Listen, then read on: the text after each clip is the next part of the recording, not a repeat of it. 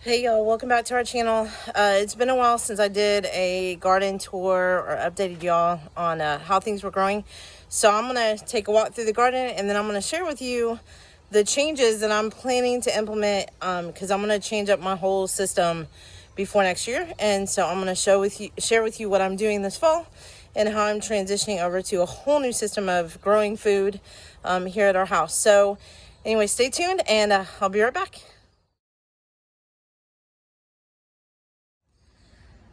All right, so I'm going to turn my camera around and I'm just going to kind of show you like a view of the yard and a couple other things. And then we're going to get to it and I'm going to go through and kind of show you a lot of the things that are growing and the process that I'm in right now and why things look the way they do. And so let me just turn you around. So right across here we have our fruit trees. And I've got more fruit trees in this little area here. We used to have the quail hutch there, but we cut it back to make more garden space. And then we've got the main gardens here. Coming around, you can see my banana tree back there over the quail. And then here with my arch, my lemon cucumbers are coming to the end of their life. You can see them starting to turn, but they've still got a good bit of fresh growth. So we're gonna leave them for now. And I'm gonna follow this path in just a moment. But let me turn this behind me. And then over here on the patio, we've got more growing here. I've got cucumbers. This is my loofah gourd. I'm actually gonna start with that. Let me show you this one that's hanging up here. So this is a loofah gourd. And for those who don't know, loofah sponges actually come from this gourd plant right here. And it'll dry out and we'll peel it and the inside will be like a loofah sponge. I got another banana tree here. And then I've got some things growing here that I had to protect from the chickens, of course. Same thing with this here. And I've got some Nepalese cactus. I think prickly pear is the English word for it. So I'm going to be planting those today. I foraged them from a friend in my basil garden from a friend's property. I just want to show you too, guys, if you ever get chickens, you see the bottom of my basil garden here. If you get chickens, they will eat anything within reach.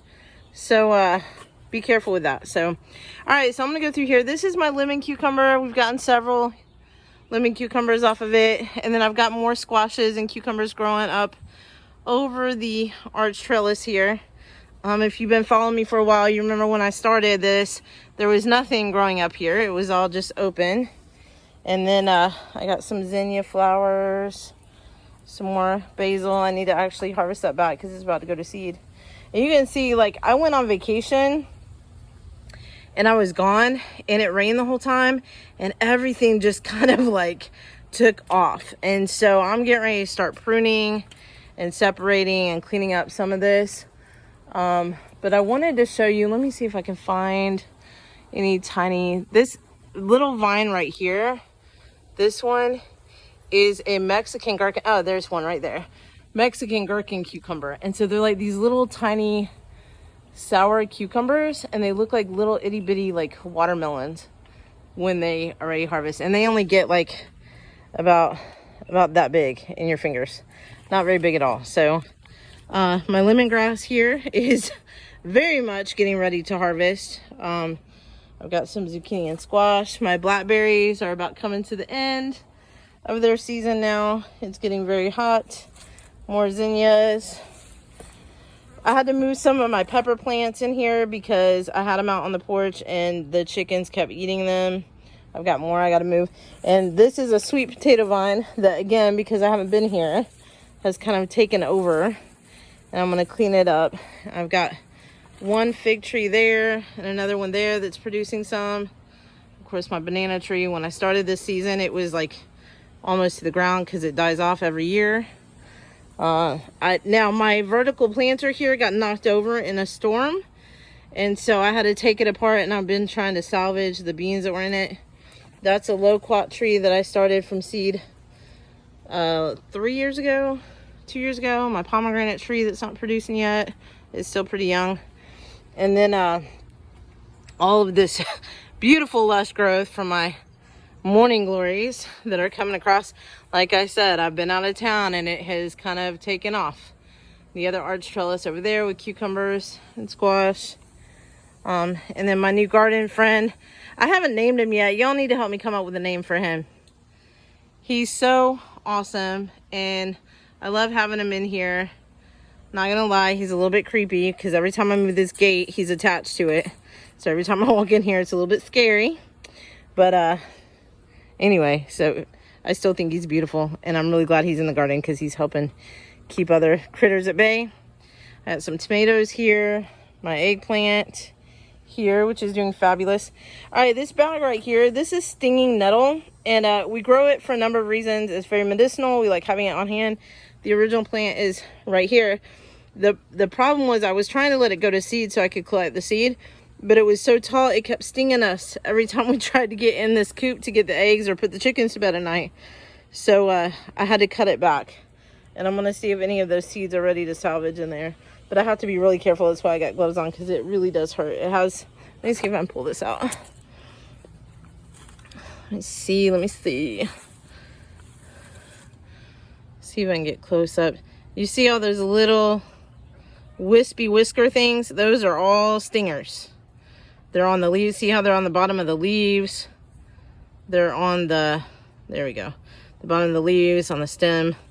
They will sting you for sure. And the chickens are smart enough that they stay away from them because they know.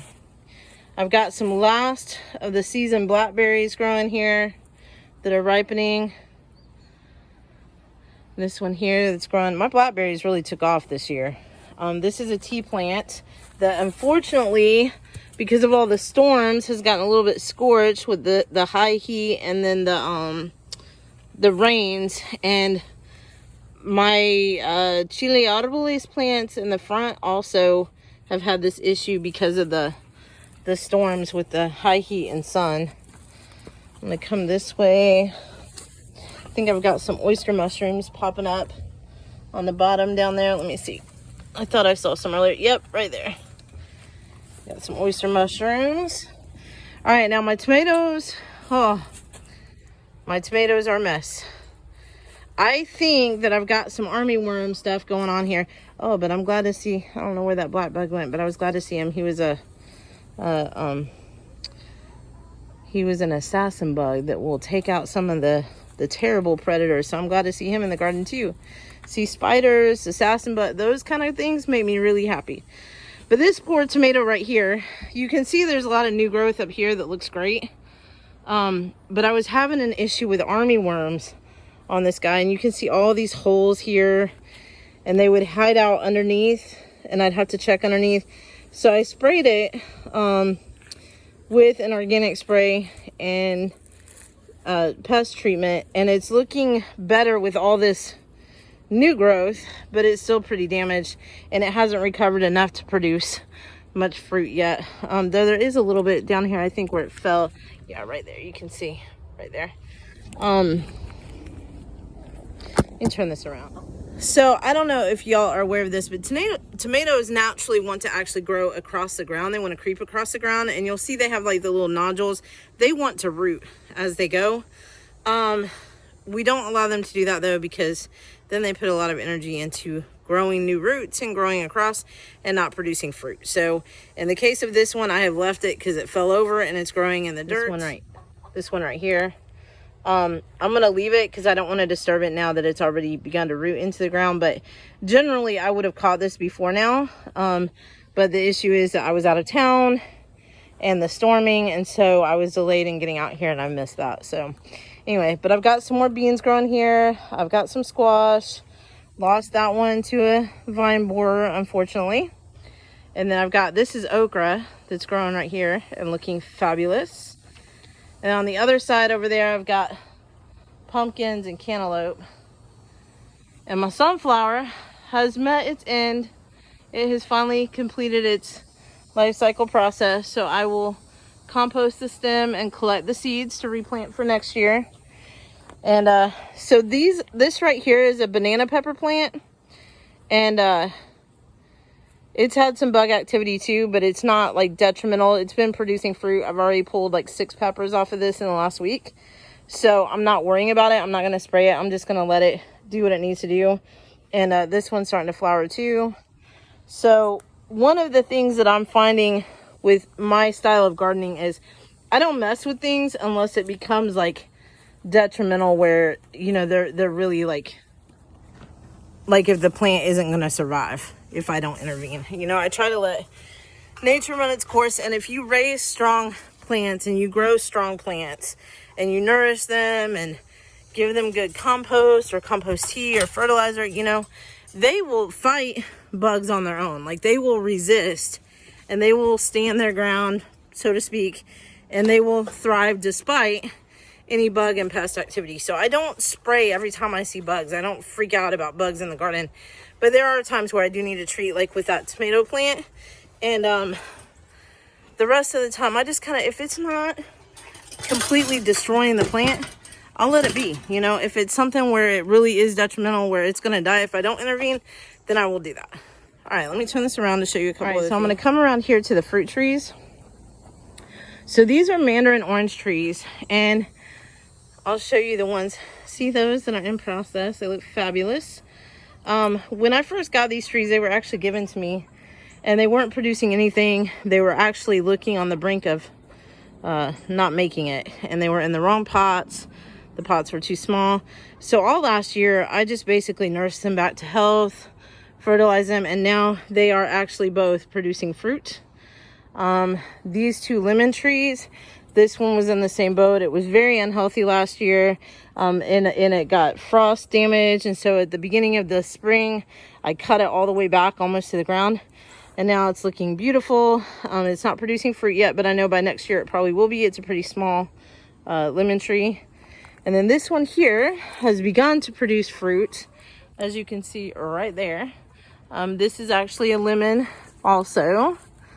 And it's got some popping up here, but some of the fruit that was on this one began to fall because it ripened early, and I don't know if it's because of the heat or if it's because it's just the first time it's produced fruit, because it's pretty young.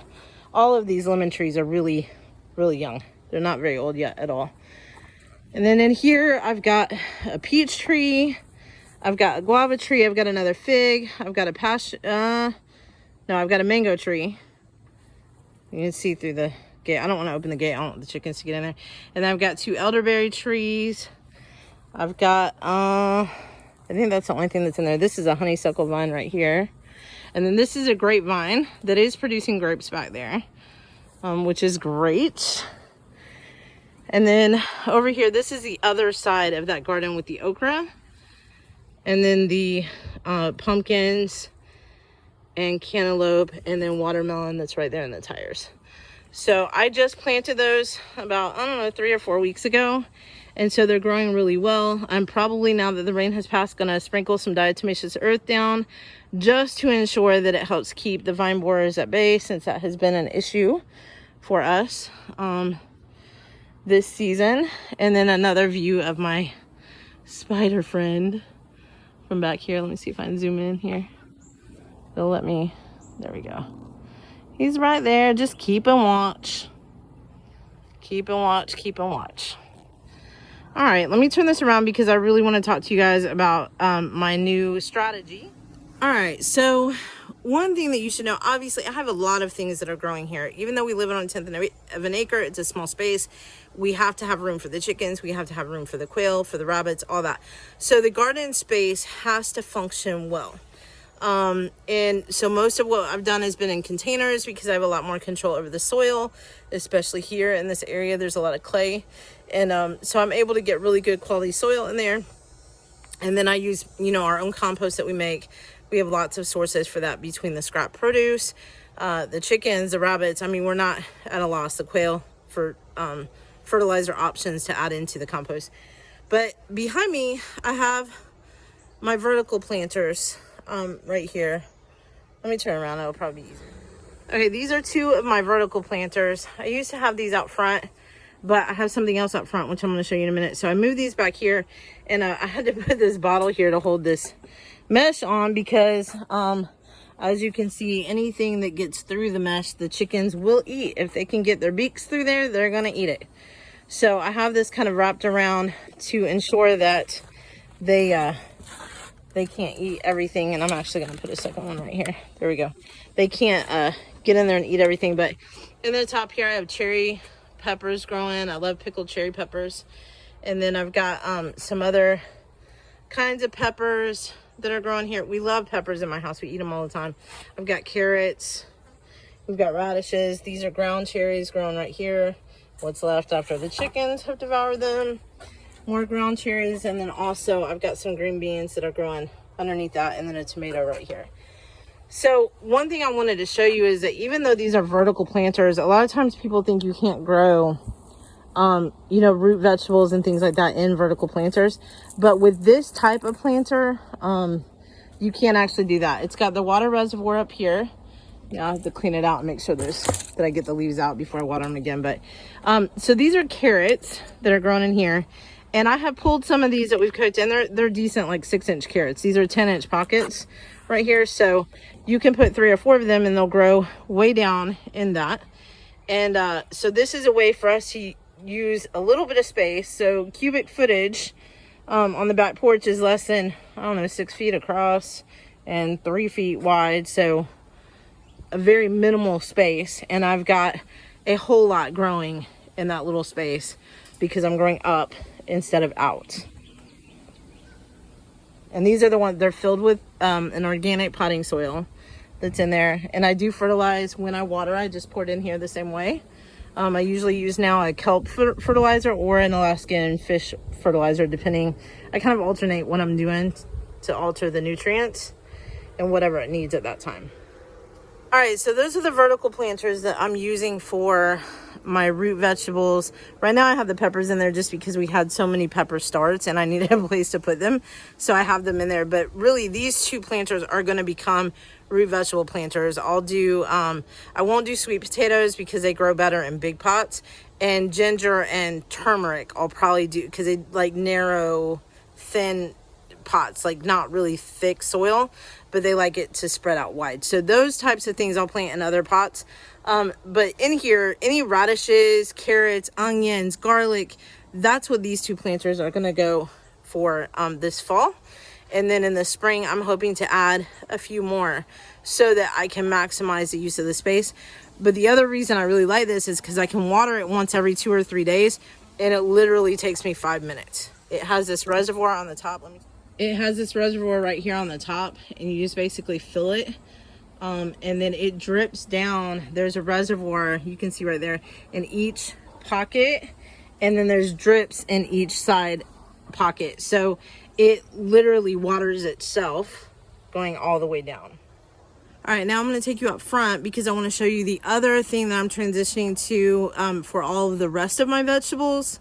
And then I also have an indoor unit I want to show you because I'm transitioning away from the hydroponics that I had before. If you've been watching my channel, you've seen that I had a hydroponic setup in my bay window, but it was limited, and I'm going to explain more about that. But let me show you everything in the front. All right, let's go. All right, so I've made it now to my front porch, and I just want to show you a little bit of what I'm doing out here and how I'm transitioning things because I really like this setup more, and I'm going to share why in a minute, but let me just turn this around so I can show you.